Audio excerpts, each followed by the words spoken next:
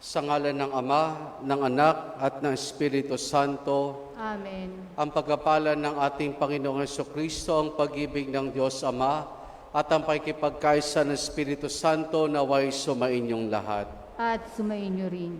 Mga kapatid, katulad ni Juan, tayo tinatawag ng Panginoon na maging tanglaw, liwanag sa ating kapwa upang tayong lahat ay sama-samang maihanda ang ating sarili sa paggunita natin sa Pasko ng pagsilang ng manunubos. At upang tayo maging marapat makibahagi sa ating pagdiriwang, aminin natin ang ating mga kasalanan.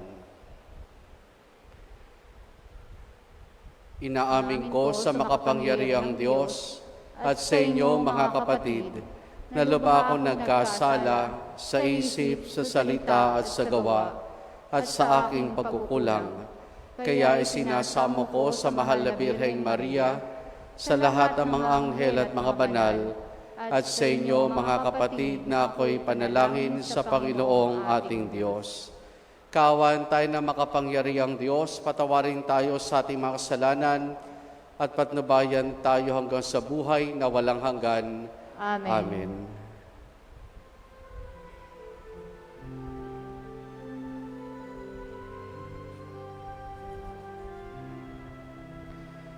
Panginoong Diyos, kawan mo kami. O Panginoon, kawan mo kami. O Kristo, kawan mo kami. O Kristo, kawan mo kami. Panginoon, kawan mo kami. Panginoon, kawan mo kami. Manalangin tayo. Ama naming makapangyarihan, ang maibigin mong paglingap ay sinawang mauna at sumabaybay sa amin upang manatili kaming nananabik sa pagdating na iyong anak. Makamtan nawa namin na iyong pagtataguyod araw-araw at ng kaganapan ng lahat ng ito sa piling mo kailanman. Sa pamamagitan ni Jesus, kasama ng Espiritu Santo, magpa sa walang hanggan. Amen. Amen. Sa unang pagbasa, matutunghayan natin ang pangakong gagawing pagliligtas ng Panginoon sa mga matuwid at makatarungan, sa mga buong pusong nalilingkod at higit sa lahat sa mga tapat sa tipan.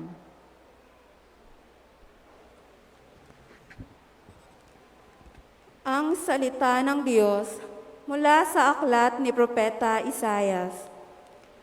Ang sabi ng Panginoon sa kaniyang bayan, ayon sa katarungan at laging matuwid ang iyong gagawin.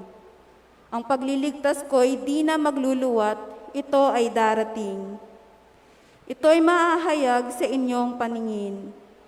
Mapalad ang taong gumagawa nito, ang anak ng tao ang tuntuni ito.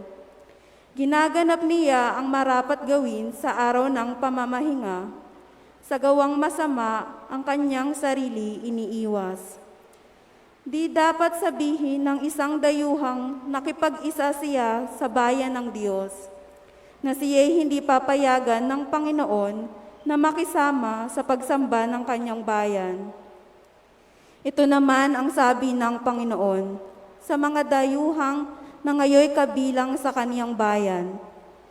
Buong pusong naglilingkod sa Kanya, nangingilin sa araw ng pamamahinga, at matapat na nag-iingat sa Kanyang tipan. Dadalhin ko kayo sa Siyon, ang aking banal na bundok. Ipadarama ko sa inyo ang kagalakan sa aking templo. Tatanggapin ko ang inyong mga handog, at ang templo ko'y tatawaging bahay dalanginan ng lahat ng bansa. Ipinangako pa ng Panginoon sa mga Israelitang binalik niya mula sa pagkakatapon, na marami pa siyang isasama sa kanila para mapabilang sa kaniyang bayan. Ang salita ng Diyos. Salamat sa Diyos.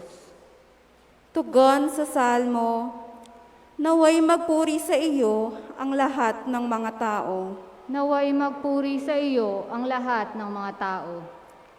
O Diyos, pagpalain kami't kahabagan, kami, Panginooy, iyong kaawaan, upang sa daigdig mabatid ng lahat ang iyong kalooban at ang pagliligtas. Naway magpuri sa iyo ang lahat ng mga tao.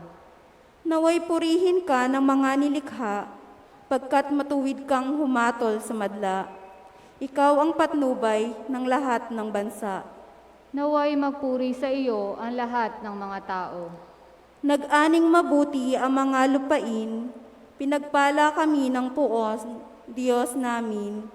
Ang lahat sa amin iyong pinagpala, naway igalang ka ng lahat ng bansa.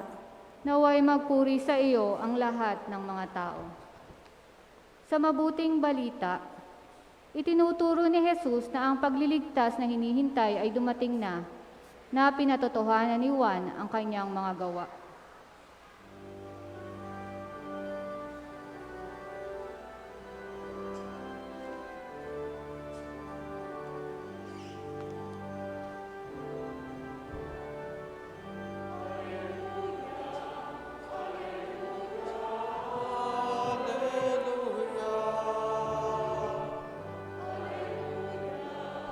Hallelujah, hallelujah, hallelujah.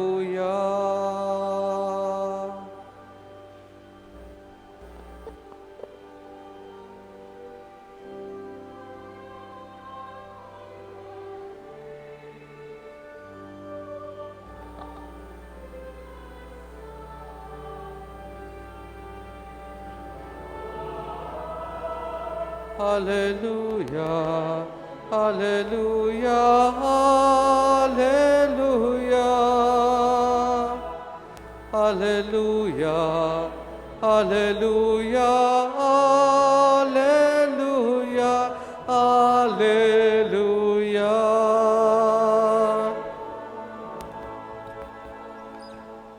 Sumainyo ang Panginoon. Ang mabuting balita ng Panginoon ayon kay San Juan. Papuri sa iyo, Panginoon. Noong panahong iyon, sinabi ni Jesus sa mga Hudyo, "Nagpasugo kayo kay Juan at nagpatotoo siya tungkol sa katotohanan. Hindi sa kailangan ko ang patotoo ng tao. Sinasabi ko lamang ito para maligtas kayo.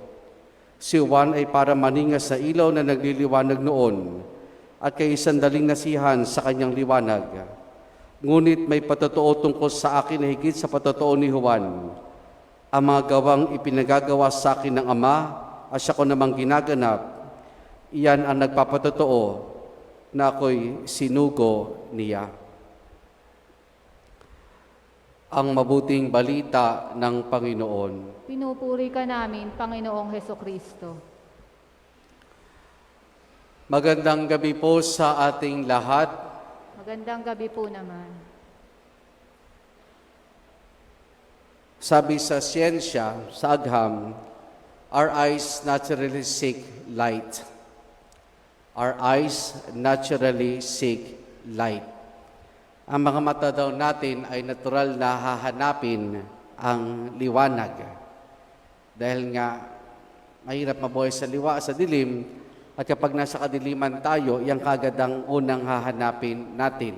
Kumbaga, ang mata natin ay very attracted sa liwanag.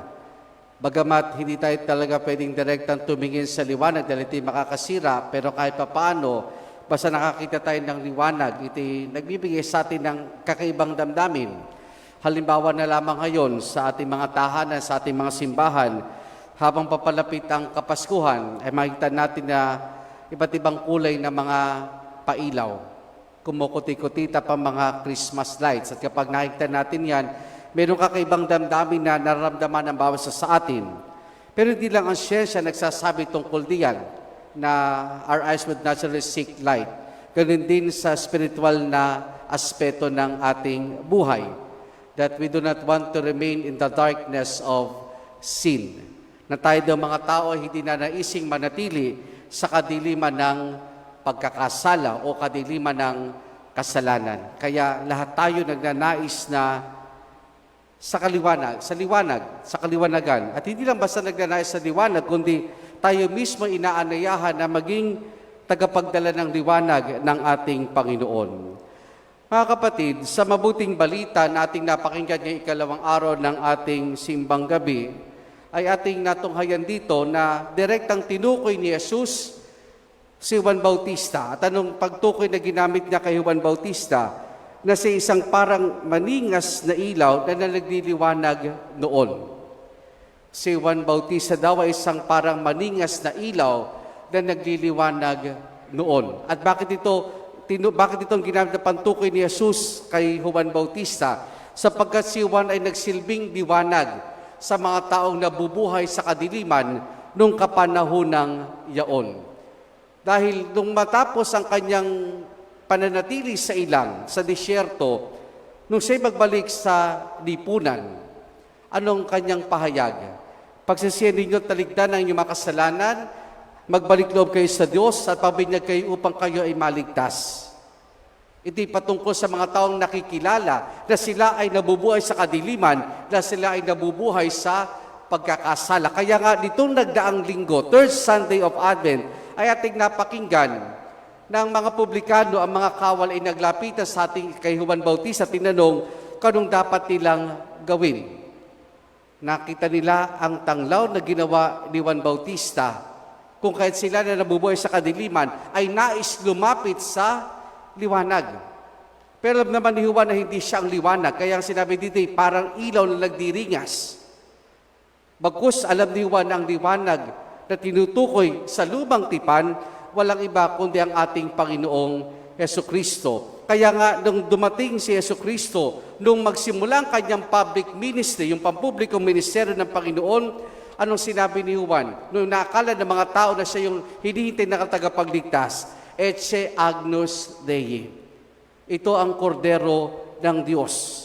At isang bahagi pa ng Ebanghelyo, sinabi rin ni Juan na He must increase and I must decrease. Nagampanan na ni Juan ang kanyang gampanin bilang ilaw na tatanglaw sa mga taong nabubuhay sa kadiliman. Ito'y pamamaraan niya upang maihanda ang daraanan ng tagapagligtas. Ngayon, anong isang magandang aral tinuturo sa atin na naging buhay ni Juan Bautista? Simple lang, no one is indispensable. No one is indispensable. Kung si Juan, na tinuturing na isa sa pinakadakilang propeta, na wala sinilang sa babae na higit kay Juan, ay umexit, nawala, dahil dumating na ang tagapagligtas. Sino tayo para manatili? Sino tayo para kumapit? No one is indispensable. Darating yung pagkakataon na merong papalit sa atin. Darating pagkakataon na kung na inyong lingkod pare, malilipat. Darating pagkakataon na mga namumuno sa ating bayan ay mapapalitan. Yun nga lang ang paalaala sa bawat sa atin, huwag tayong piling gera. Na para baga napakahusay natin, na napakagaling natin, na hindi kayang gawin na ibang tao ang ginagawa natin. Kapag kaganyan, kapit tuko ka. No one is indispensable.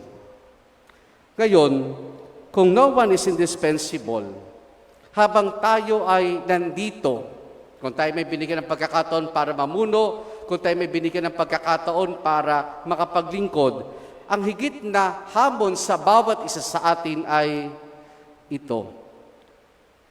Kung yung mga tao bang nakakasama natin, yung mga tao bang sinamahan natin, nung tayo'y kasama nila, sila ba'y higit na naging mabuting Kristiyano?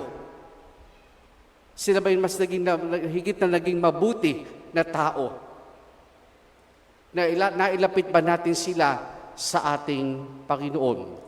Na nagabayan ba natin sila sa tamang landas? Yan si Juan Bautista, nagsilbing tanglaw sa mga tao. At yan din mga kapatid, ang paanyaya sa atin ngayon ng ating Panginoon. Ang maging liwanag, ang magsilbing tanglaw sa ating kapwa-tao, lalo tigit yung mga nakararanas ng kadiliman sa kanilang buhay. Magsilbing liwanag sa gitna ng kadiliman. Bakit ito ang panawagan sa atin ng ating Panginoon? Muli sa Ebanghelyo ay ating natunghayan dito na sinabi ni Jesus na merong patotoo tungkol sa Kanya na higit sa patotoo ni Juan. At ano yung patotoong iyon? Yung mga ipinagagawa sa kanyang Ama na Kanya namang ginaganap ang nagpapatotoo na siya ang sinugo ng ating Ama. Yung ministeryo niya. Pero bukod sa ministeryo, tinutukoy din dito ni Jesus na ginawa niya ay ang simbahan. Ang simbahang kanyang tinatag. Kaya ang simbahan, bilang sabi nga, or sacrament of Christ, ay tagapagdala rin ng liwanag ng ating Panginoon. At pag sinabi nating simbahan, hindi ito yung struktura. Pag sinabi nating simbahan, tayo iyon. Tayo ang simbahan. At dahil tayo ang simbahan, tayo ang tagapagdala ng liwanag ng ating Panginoon. Saan natin ito dadalhin? Sabi nga sa ating unang pagbasa, sa aklat ni Propeta Isaias, maging sa mga banyaga. Dito tinukoy niya yung mga banyaga. Kasi nga, tandaan natin, ang kaisipan ng mga Hudyo, very exclusive sila.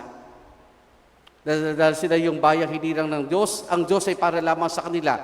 Pero ngayon, sa pamamagitan ni Propeta Isaias, maging ang mga banyaga na tinutukoy niya dito, maging ang mga hentil, ay kabilang sa dapat na marating ng liwanag ng Panginoon, marating ng pagliligtas na ginawa ng ating Panginoon.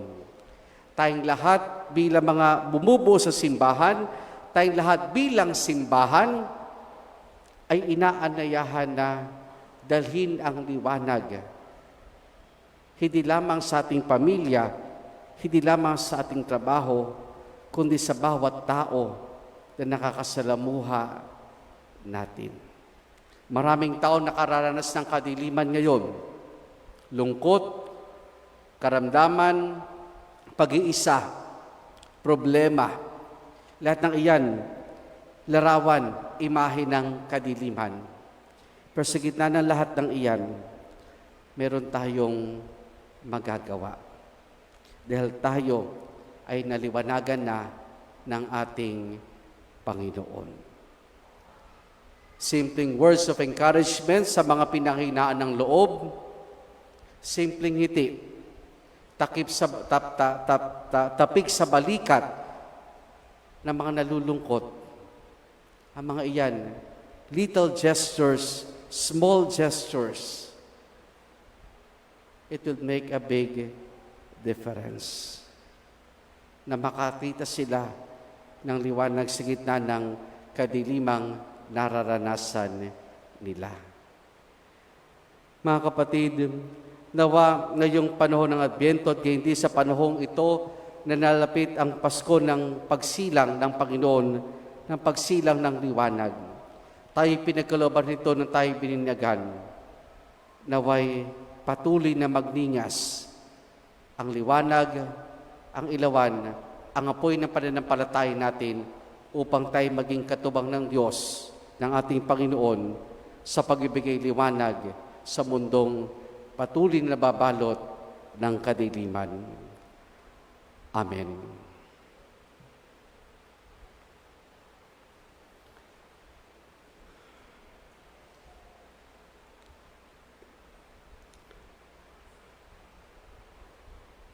Panalangin ng bayan. Mga kapatid, habang naghahanda tayo sa pagdating ng liwanag, hilingin natin sa Amang Mawain na dinggin ang ating mga panalangin. Ating sambitin, Panginoon, sumikat nawa ang iyong liwanag. Panginoon, sumikat nawa ang iyong liwanag. Sama rin natin sa ating pananalang sa mesang ito, si Melissa Manyo Dionisio, nagdiriwan ng kanyang karawan. Patuloy natin dalangin ang pagbuti ng kalusugan at bagang pagaling ni Juan at Flora de los Reyes, at para sa kapayapaan ng kaluluwa ni Orlando, Regalado, Felicissima, Pablo, Cirilo, Zeus, Penny, Rodolfo Sr., Teodorico, Marcosa, Claudia, Nicolas, Irish, at Rodolfo Jr. Ating idulog sa Diyos, iba pa nating tensyon at panalangin.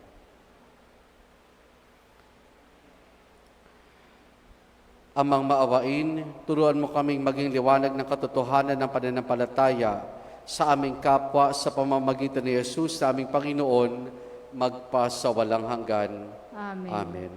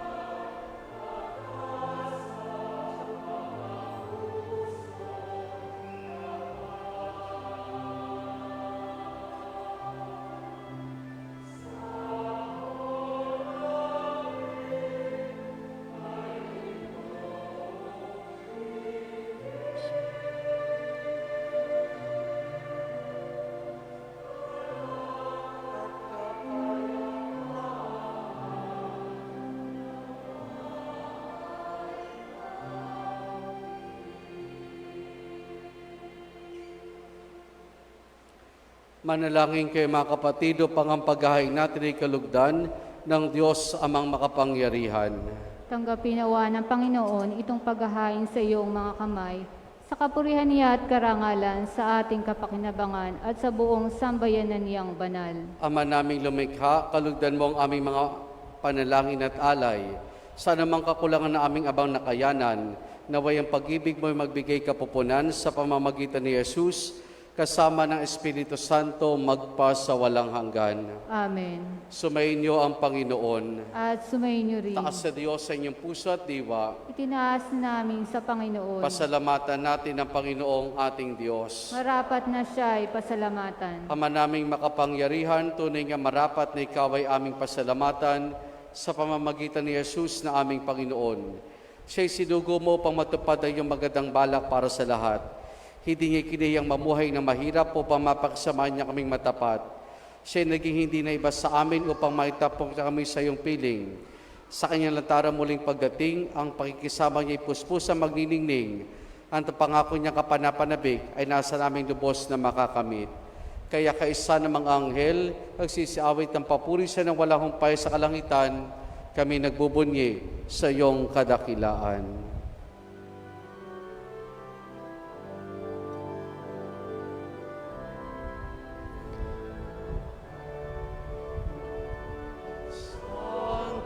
Santo, Santo, Panginoon Diyos, napakapangyarihan.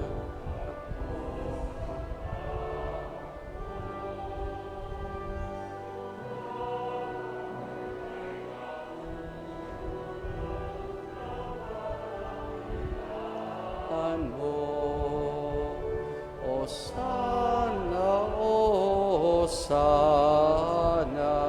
sa kaitaasan, pinagpala na pari sa ngalan ng Panginoon. Hosana, Hosana sa kaitaasan.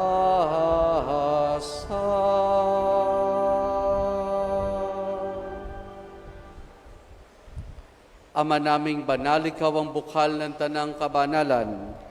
Kaya't sa pamamagitan ng iyong Espiritu, gawin mong banal ang mga kaloob na ito upang para sa amin maging katawan at dugo ng aming Panginoong Hesukristo.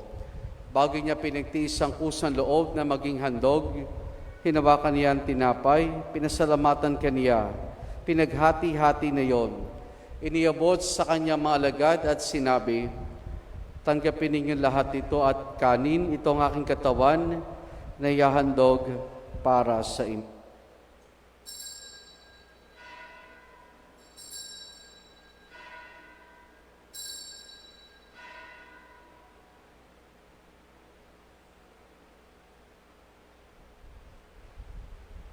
Gayun din naman nang matapos ang hapunan, hinawakan niya ang kalis.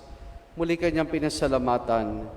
Iniabot niyang kalis sa kanyang maalagad at sinabi, tanggapin ninyo lahat ito, tinumin itong kalis ng aking dugo, ng bago't wala hanggang tipan.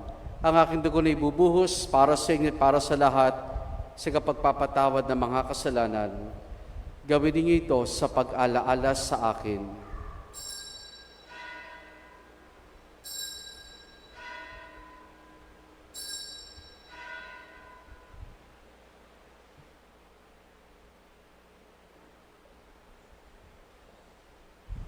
Ang misteryo ng ating pananampalataya.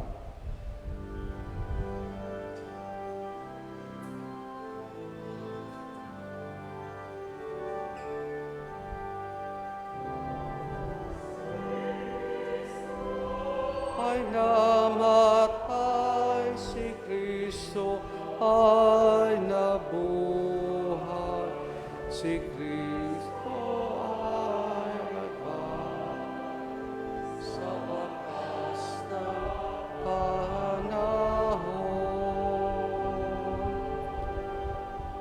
Ama, ginagawa namin ngayon ang pag-alaala sa pagkamatay at muling pagkabuhay ng iyong anak. Kaya tiniyalay namin sa iyong tinapay na nagbibigay buhay at ang kalis na kakaloob ng kaligtasan. Kami nagpapasalamat dahil kami minarapat at tumayo sa harap mo para maglingkod sa iyo. Isinasamo namin kaming magsasalo-salo sa katawan at dugo ni Kristo ay mabuklod sa pagkakaisa sa pamamagitan ng Espiritu Santo. Ama, lingapin mo ang simbahan laganap sa buong daigdig. Puspusin mo kami sa pag-ibig kay San Francisco naming Papa, at ni Dennis sa aming obispo at ng Tanang Kaparian. Alalahanin mo rin ang mga kapatid naming nahimlay na may pag-asang sila'y muling mabubuhay, gayon din na lahat ng mga pumanaw at mga kaluluwa sa purgatorio. Kaawan mo sila at patuloyin sa iyong kaliwanagan. Kaawan mo at pagindapati kaming lahat na makasalo sa iyong buhay na walang wakas.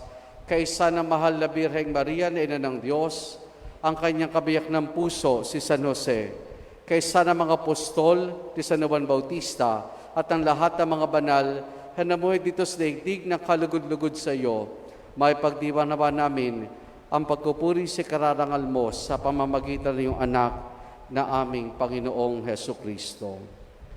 Sa pamamagitan ni Kristo, kasama niya at sa Kanya, ang lahat ng parangal papuri sa iyo, Diyos amang makapangyarihan, kasama ng Espiritu Santo, magpa sa walang hanggan.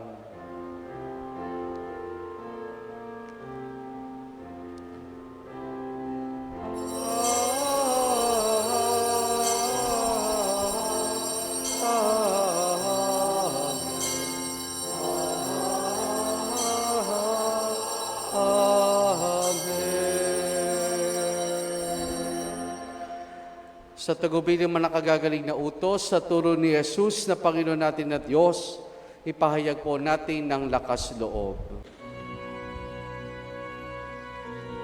Ama namin,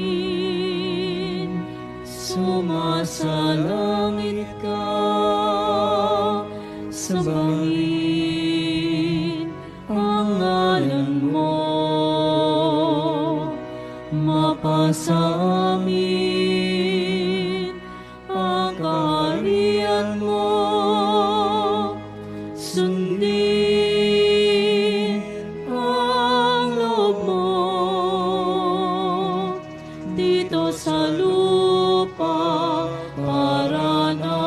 sa langit.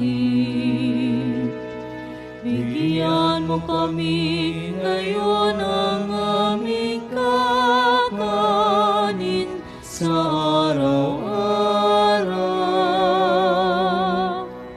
At patawarin mo kami sa aming mga sala, para ng pagpapatawad namin sa nagkakasala sa amin.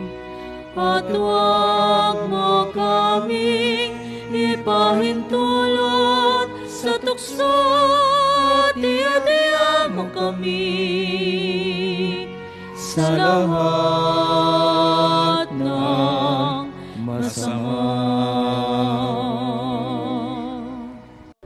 Panginoong Jesucristo, sinabi mo sa mga apostol, kapayapaan ang iniwan ko sa inyo, ang aking kapayapaan ang ibinibigay ko sa inyo.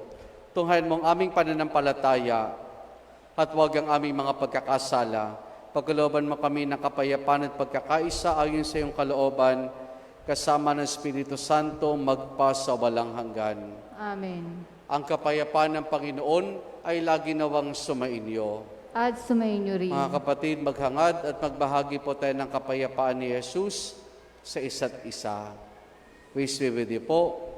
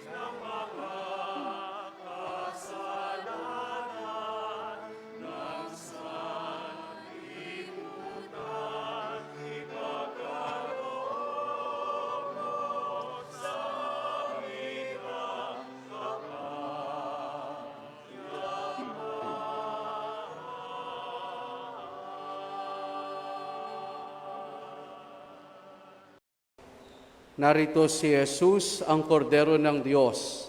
Siya nag-aali sa mga kasalanan ng sanlibutan. Mapalad ang mga inaaniyahan niya makiisa sa kanyang banal na piging. Panginoon, hindi ako karapat-dapat na magpatuloy sa iyo, ngunit sa isang salita mo lamang ay gagaling na ako.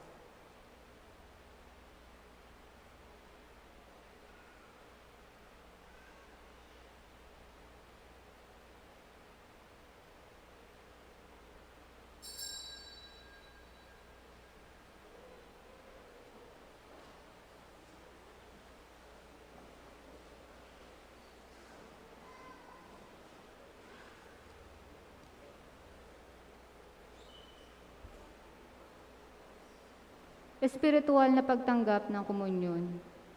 Panginoong Jesus, ako ay naniniwala na ikaw ay nasa kabanal-banalang sakramento. Iniibig kita ng higit sa lahat at minimithi kong tanggapin ka sa aking kaluluwa. Sapagkat sa mga sandaling ito'y hindi kita matatanggap sa sakramento. Tumuloy ka sa Espiritu sa aking puso. Niyayakap kita na para bagang naririto ka na at inaalay ko ng buong buo ang aking sarili sa iyo.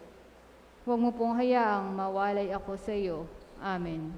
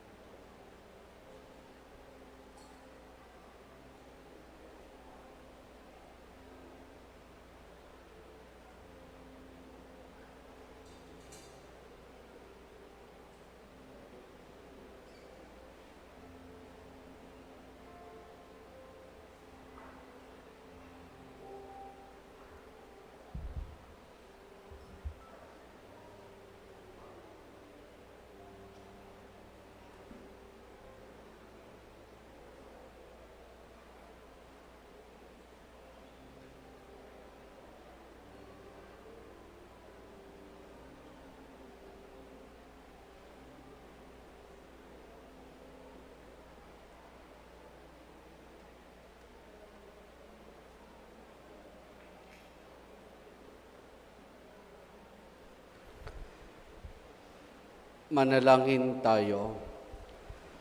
Ama naming mapagmahal, kaming pinapakinabang mo sa iyong banal na salo-salo, ay tulad mong kumilala sa layunin na yung mga nilikhang bagay na dapat naming gamitin upang kami sumapit sa iyong piling sa pamamagitan ni Jesus, kasama ng Espiritu Santo, magpasa walang hanggan. Amen. Magsipo sa mandali para po sa ilang mga paalaala. Kagabi sinimulan natin yung pagbibigay po ng regalo sa mga bata. Yung dapat ngayong gabi ay nagawa na ho kagabi. So na-advance po, kaya ngayong gabi ay wala tayong pamimigay sa mga batang babae. Bukas naman po ay isang grupo naman po ang ating hahandugan ng regalo. At gayon din po ay bubunot tayo ng isang nagpamisa para po sa handog ng parokya na Christmas ham. So yung mga naglalagay po ng raffle dun sa sobre, ipamisa nyo na lamang po. Basta mailagay nyo ito sa, maiyalay po ito, kasama na po, automatic na po ito sa ating pong pwedeng bunutin. Winnie Reyes. Winnie Reyes. Andito po ba? Okay.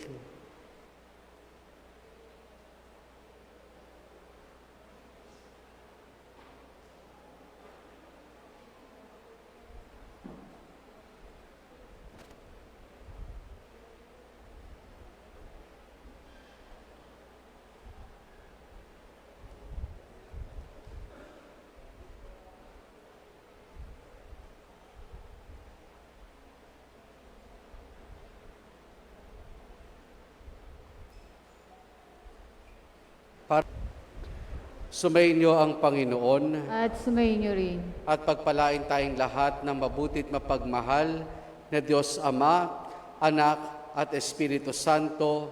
Amen. Naialay na natin ang pagdiriwan ng banal na misa, humayo tayo at magsilbing tanglaw sa ating kapwa. Salamat sa Diyos. Purihin po natin ang ating Panginoon.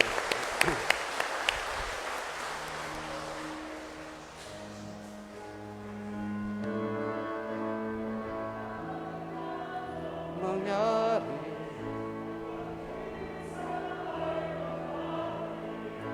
Abot na si Jesus ng kasamang tuloy pa rin ang Pasko.